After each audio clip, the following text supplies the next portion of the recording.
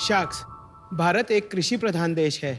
हमें अपनी production capacity पर इतना गर्व है कि हम कई देशों में अनाज एक्सपोर्ट भी करते हैं। लेकिन क्या आप ये जानते हैं कि हमारी यील्ड दूसरे देशों के मुकाबले कितनी कम है? उदाहरण के तौर पर इंडिया और चाइना हर साल लगभग 60 लाख टन कॉटन उगाते हैं, जिसके लिए इंडिया को 1.25 करोड़ हेक्टेयर जमीन की जरूरत पड़ती है और चाइना को सिर्फ उसका 1/4 यानी कि 30 लाख हेक्टेयर जमीन की जरूरत पड़ती है, क्योंकि चाइना में टेक्नोलॉजी एडॉप्शन खेती में बहुत ज्यादा है। आज के बदलते भारत में जहां स्टार्टअप्स टेक्नोलॉजी की मदद से खेती की हर प्रॉब्लम को सॉल्व करने की कोशिश कर रहे हैं, तो क्यों ना हम भी अपना हाथ बढ़ाएं और अपने किसानों की यील्ड बढ़ाएं। इसी मिशन के साथ हम लाए हैं ग्रो इट। नमस्कार शाक्स, मैं हूं सौरभ अग्रवाल। मैं अक्षय अग्रवाल। हम सूरत से हैं और हम हैं ग्रो इट के फाउंडर्स। ग्रो इट एक ऐसा ब्रांड है जो प्रोटेक्टिव फार्मिंग यानी संरक्षक खेती की अवेयरनेस और उसके रिलेटेड प्रोडक्ट्स देता है। बहुत देशों में 70 से 80% फार्मर्स इस फार्मिंग टेक्निक का इस्तेमाल करते हैं, तो भारत में सिर्फ 2% फार्मर्स इसके बारे में जानते हैं। हमारे प्रोडक्ट्स इंश्योर करते हैं कि खेत में पानी, पेस्टिसाइड और फर्टिलाइजर कंजम्पशन 50% से कम हो और प्रोड्यूस को सनबर्न और रस्टिंग से बचाए और वीट ग्रोथ को रोक सके। इससे क्रॉप की यील्ड, क्वालिटी और फार्मर की इनकम 50% से लेकर 100% तक बढ़ सकती है। हमने भारत में 4 स्टेट्स में 15,000 फार्मर की यील्ड बढ़ाई है। हमारा विजन है कि हम भारत के हर किसान को प्रोटेक्टिव फार्मिंग के बारे में अवेयर करें और उन तक हमारे प्रोडक्ट्स पहुंचाएं। शार्क्स, हमारा आस्क है 1 crore rupees in exchange for 1% of our equity. आइए शाक्स, मिलकर बढ़ाए हर किसान का प्रॉफिट विद ग्रो इट। हमारा भी बढ़ा दो भाई थोड़ा। तो Akshay and Saurabh, shark tank पे आपका स्वागत है। एंड आपने एक अच्छा सेक्टर पिक किया है, एग्रीकल्चर, जो इंडिया के लिए बहुत इंपॉर्टेंट है, राइट? एंड प्रोटेक्टिव फार्मिंग तो और भी इंपॉर्टेंट है। और आपने बताया water, pesticide, fertiliser 50% less usage. तो ये तो एक बहुत साइंटिफिक प्रोडक्ट हो गया। मेरी मॉम का बहुत बड़ा फार्म है और वो खुद ये सब करती है। तो क्या साइंटिफिक नॉलेज आपने यूज किया based on what work experience और एजुकेशन बैकग्राउंड? तो शाक्स, हम लोग दोनों 3rd जनरेशन एंटरप्रेन्योर्स हैं और मैंने मेरी ग्रेजुएशन यूके कार्डिफ यूनिवर्सिटी से करी है और मैंने मेरा MBA SP Jain college Bombay से किया है। और मैंने मेरा बैचलर्स और मास्टर्स प्लास्टिक्स इंजीनियरिंग में किया है US से, in university of Massachusetts near Boston. आप भाई है दोनों, सगे भाई? सगे भाई। हाँ जी, look like anything like each other. तो ये एग्रीकल्चर का नॉलेज आपको कहाँ से आया? मेरी एक हॉबी थी घर में कुछ थोड़ा बहुत फार्मिंग करने की, और मैंने सोचा कि क्यों ना हम घर में जो भी खाते हैं वो हम फ्रेश खुद ही उगा के खाएं। तो वहाँ से हमने एक छोटे फार्म पे थोड़ी बहुत फार्मिंग करनी शुरू की। मेरी रुचि उसमें और बढ़ी, तो हमने फिर सोचा कि एक बार थोड़ा स्टडी करते हैं कि फार्मिंग में और क्या क्या टेक्नोलॉजी अवेलेबल है और हमारी खुद की फार्म को हम कैसे बेटर कर सकते हैं। तो हम लोगों ने देखा कि इंडिया में कुछ टेक्नोलॉजीज हमें नहीं मिल रही थी, तो हम यूरोप, US, चाइना सब जगह गए। तो हम लोग वो प्रोडक्ट्स लेके आए इंडिया। हमने वो प्रोडक्ट्स को हमारे फार्म पे यूज़ किया, लेकिन नहीं चले। तो उसके बाद सिंस अक्षय का बैकग्राउंड इंजीनियरिंग का है, तो I think he can explain better there. उन्होंने मुझे प्रोडक्ट्स दिए और उन्होंने बोला कि देख क्या है क्या नहीं है, प्लास्टिक्स रिलेटेड है। तो फिर मैंने पीछे से R&D करी और मैंने कुछ प्रोडक्ट्स बना के भी दिए। और हमने जब सक्सेस हमको हमारे फार्म पे मिली तो हमने फार्मर्स को दिया कि आप भी ट्राई करो। ओके। तो जब उनका पॉजिटिव रिस्पॉन्स आया तो हमने सोचा कि अगर ये कुछ फार्मर्स में इतना पॉजिटिव रिस्पॉन्स है, तो अगर हम देश भर में ये काम करें तो ये बहुत बड़ा रेवोल्यूशन की तरह हो सकता है। आपका फार्म है कहाँ? सूरत में। सूरत।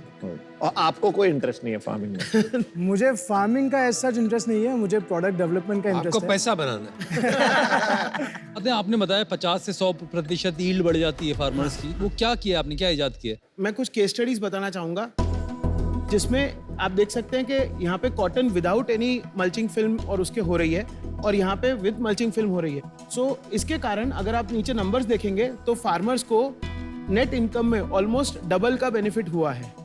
एवरेज है कि टॉप सक्सेस स्टोरी? नहीं, एवरेज है, क्योंकि ऑन एन एवरेज 5-10% का फार्मिंग प्रैक्टिस के बेस पे उसका वेरिएशन हो सकता है। ठीक है। ये क्या है mulching film? So mulching is basically to cover the soil, उसका जो मॉइस्चर लेवल है उसको प्रिवेंट करने के लिए, वीड ग्रोथ को रोकने के लिए, और जो पेस्ट अटैक होता है उसको भी रोकता है वो। और किस मटेरियल का बना है? Plastic material. Plastic. Total India में मल्चिंग, ये जो प्लास्टिक है, इसके कितने मूल्य की खपत है? तो आज के टाइम पे खाली मल्चिंग की अगर बात करें तो लगभग 450 से 500 करोड़ का मल्चिंग इंडिया में sale That represents only 2%. Only 2%। Got it. Thank you. Farmers को जब आप ये बताते हो तो मान जाते हैं आपकी बात? हाँ, फार्मर्स को अगर उनको प्रॉपर तरीके से अगर कन्वे करते हैं तो वो लोग definitely they are very adaptive हैं उस चीज़ के लिए। और उसकी के लिए हमने डेमो फार्म्स बनाते हैं। तो हम हर तालुका में 70 से ज़्यादा अभी तक डेमो फार्म्स बना चुके हैं और उसी का एक नमूना यहाँ पे रखा हुआ भी है। ये मल्चिंग है ना? हाँ, ये मल्चिंग है। यस, ये मल्चिंग है और ये वीड मैट है। जैसे आप देख रहे हैं ये वीड्स है, जो जंगली घास जिसको कहते हैं अपन, तो वो ना उगे उसके लिए, क्योंकि वो न्यूट्रिशन खा जाता है सॉइल का। ये क्रॉप कवर है। हाँ, तीन ही प्रोडक्ट्स? नहीं, प्रोडक्ट्स तो बहुत सारे, लेकिन डेमो फार्म में हम सारे तीन तीन आपने हमने दिखाए। हाँ। Got it. ये भाई साहब ये ले जाएं। सर वो देना ही आपको ही देने के लिए लाए हैं। आपने हमारा काम आधा कर दिया। अरे आप हमारी वैल्यूएशन आदि कर दो। अभी आपके जो प्रोडक्ट रेंज है सब कुछ इसमें कवर है कि इसके अलावा भी नहीं, कुछ नहीं। है? टोटल नीचे- 18 प्रोडक्ट्स है, सारे इसमें कवर है। Everything इसके covered. नीचे भी एक ड्रॉअर। इसके नीचे एक ड्रॉवर है। ये बड़ी बारीकी से आपने बनाया, बड़ा अच्छा बहुत लगा बढ़िया देख के। प्रेजेंटेशन है। पर आपको नहीं लगता है कि धीरे धीरे जैसे प्लास्टिक बैन हो रहा है तो ये प्रॉब्लम आएगा आपको? तो जो हमने R&D करी, हमने इसमें जो एडिटिव्स डाले हैं वो इंश्योर करते हैं कि क्रॉप की हार्वेस्ट के बाद भी फिल्म लास्ट करे।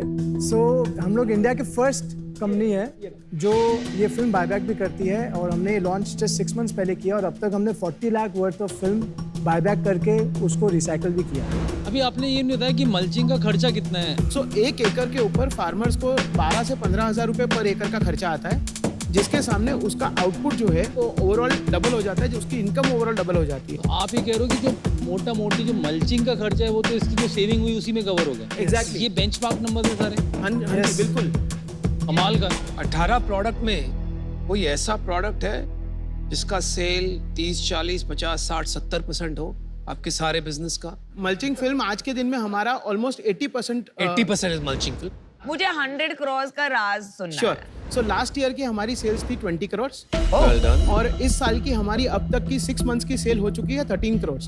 जबकि second half of the year जो होता है वो पीक सीजन होता तो है आप कितने agriculture में एग्जिट करेंगे? कितना एक्सपेक्ट कर रहे हो आप?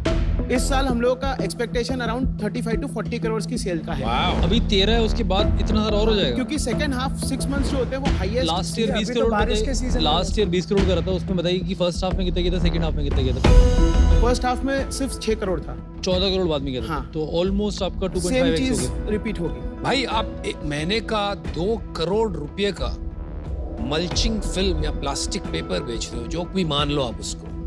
कमाल की बात है यार, कहाँ से क्या हो गया यार। अरे मैं ऑफर दे दूं?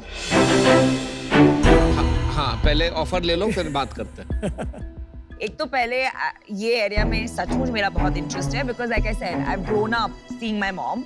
मुझे सबसे ज्यादा अट्रैक्टिव क्या लगता है कि 80% सेल्स आपका मल्चिंग से आता है। Yes. और ये जो 18 प्रोडक्ट्स है, यू नो एक लाइफ साइकिल मैनेजमेंट बोलते हैं।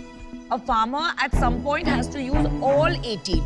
तो जैसे आपका जो एक क्रॉस सेलिंग अपॉर्चुनिटी है, बिल्कुल। वो मुझे बहुत अट्रैक्टिव क्यों लगा? क्योंकि 80% इफ इट्स मल्चिंग, वो फार्मर्स को हम बाकी 17 प्रोडक्ट्स क्रॉस सेल कर सकते हैं। बिल्कुल।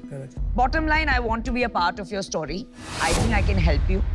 मैं आपको ऑफर देना चाहूंगी 50 lakhs इन इक्विटी फॉर 1% इक्विटी। तो मैं आपको वैल्यू कर रही हूँ एट 50 crores अरे बाप। and 50% debt at 10% interest rate. क्या उधार But दे रहे हो, I'm मत- open. तुझे क्या है यार, तू तेरा देख। बहुत यहाँ ना मतलब नाक डालते रहते हैं, उनको क्या लगता है मैं चुप बैठूंगी? मैं नहीं चुप बैठूंगी, चुप गप बस। हाँ, अभी आप सुनिए मेरा ऑफर, ठीक है? I am open to negotiation. शाक कैसी हो आप? डॉल्फिन बन रही हो। मैं अभी डॉल्फिन बन रही हूँ बिकॉज ये बहुत अच्छा कॉल है एंड मैं पर्पस में बिलीव करती हूँ। But I think 50 crore valuation is fair. ना फर्क पड़ता है इन्हें प्रॉफिट से, ना फर्क पड़ता है यूनिट नहीं, आई इकोनॉमिक्स से। Love what you are doing. पर मैं ऐसे मुझे इन्वेस्ट नहीं आपके कर पाऊंगा। profit से फर्क नहीं मुझे पड़ता है। जानना है प्रॉफिट कितना है। 60% सेल एक्सपेक्टेड है B2B बिजनेस से, जहाँ पे ये सब कंपनीज के साथ होगा, और 40% एक्सपेक्टेड है D2C जो फ्रेंचाइज मॉडल है उसके साथ। और इसमें कितना मार्जिन है अपना? 22% ग्रॉस प्रॉफिट है उसमें। आपके घर में कितना बचता है? उसमें घर में अराउंड 5-6% का हम लोग को एबिटा आता है और 2 से 3% का पैट आता है। और दूसरी साइड पे दूसरी साइड पे 14 करोड़ आपका वहाँ हाँ, रेवेन्यू हो गया इस साल। दूसरी साइड पे क्योंकि हम लोगों को अवेयरनेस क्रिएशन के लिए हम लोग जो काम कर रहे हैं वहाँ पे हम लोगों को मार्केटिंग और ब्रांडिंग के लिए काफी एक्सपेंसेस करने पड़ते हैं, तो वहाँ पे हम लोग एबिटा पॉजिटिव है लेकिन हम लोग पैट नेगेटिव हैं, जिसके लिए हम लोगों ने कितना पैसा लॉस? लास्ट ईयर हम लोगों ने 1.5 करोड़ बर्न किया था। इस साल कितना बंद करा? इस साल अभी तक हमने मार्च में 3 crore rupees first round fund किया था, कुछ HNI और मार्की क्या इन्वेस्टर्स। वैल्यूएशन? 50 करोड़ की वैल्यूएशन पे हमने फंड किया था। हाँ देखो, इक्विटी आपने क्या बताई थी? सो 50 करोड़ पे हमने 6% डाइल्यूट किया था, 3 करोड़ रुपीस रेस किए थे, रेस्ट इक्विटी हमारे पास है। In the family, with in the family मतलब हम दोनों और हमारी मदर। कैसे स्प्लिट है? 30-30, 1/3 हाँ, 1/3। Very good. अनुपम ने आपसे पूछा वो जो 14 करोड़ है उसमें आपने इस साल कितना बर्न कर रहे हैं उसके लिए? तो कितना इस साल पूरे साल में हम लोग उस 14 करोड़ में लगभग 4 to 5 करोड़ रुपीस बर्न करेंगे। बर्न करेंगे Wow. तो आप एक्चुअली लॉस मेकिंग कंपनी होंगे इस साल। तो 25-30 करोड़ में तो प्रॉफिट बन नहीं रहा है, तो अगले साल उसके अगले साल क्या रेवेन्यू होगा और क्या एबिटा आएगा और पैट आएगा? सो जो नंबर्स है उसमें अगर हम नेक्स्ट ईयर अगर हम 100 करोड़ की सेल्स रीच करते हैं तो हमारे को उसमें 6 करोड़ का एबिटा मार्जिन आएगा और हम लोग को उसमें 2 to 3 करोड़ का उसमें पैट मार्जिन आएगा। तो आप पैसा कमाना शुरू कर दोगे जब आपकी 100 करोड़ की सेल होगी। तब भी 1-2% ही पैट बोल रहे हैं, 2%। यार देखो, काम तो अच्छा है, बिजनेस मुझे इतना पसंद नहीं आया। तो मुझे लगता है कई हद तक जैसे जैसे धंधा बढ़ेगा, 500 करोड़ से 5000 करोड़ पहुंचेगा, बहुत से प्लेयर्स आ जाएंगे। ये जो देहात एग्रो स्टार है, ये छापा मार मार के बेचेंगे, आपको कमोडिटाइज कर देंगे। यू आर ऑलरेडी कमोडिटाइज, 1-2% का मार्जिन। तो इस वजह से मैं आउट हूँ, लेकिन आपने दिशा अच्छी पकड़ी है, तो I hope something works out. Thank you. All the best.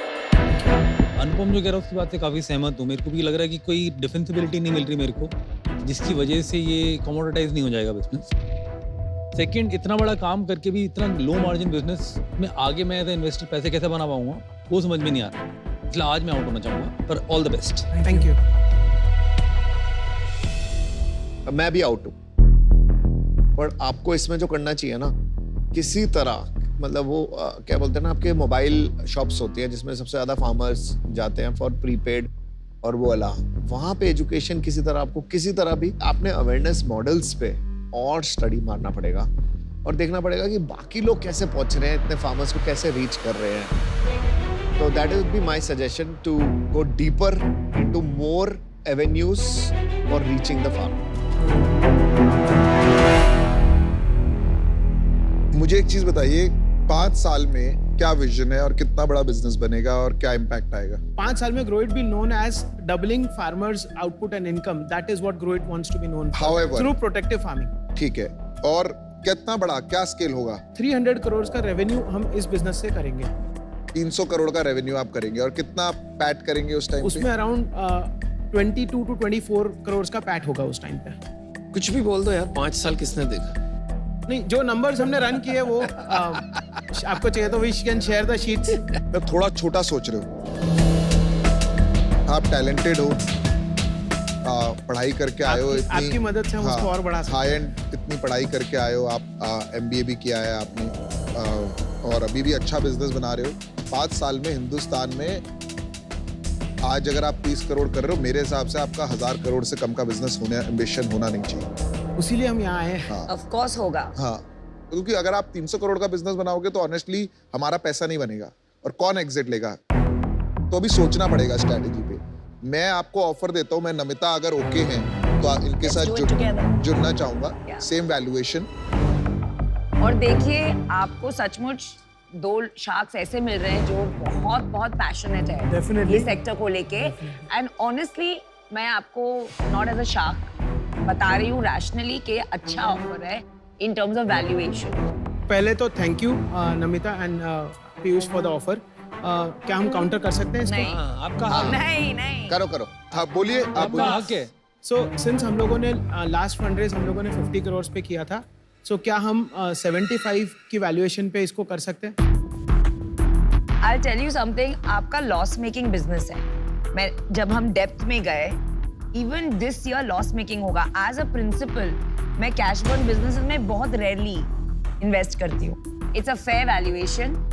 और 1% में कुछ बनेगा नहीं रिटर्न. नहीं, अगर मैं बोलूं फेयर ऑफर दिया ना, लॉन्ग टर्म प्ले बहुत फेयर ऑफर है, वेरी फेयर ऑफर. ये ले लो.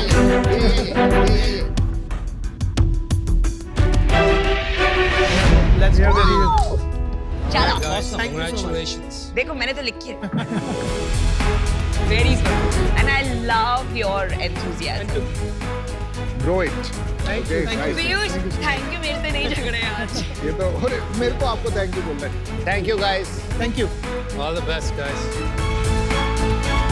Good deal. Me. See?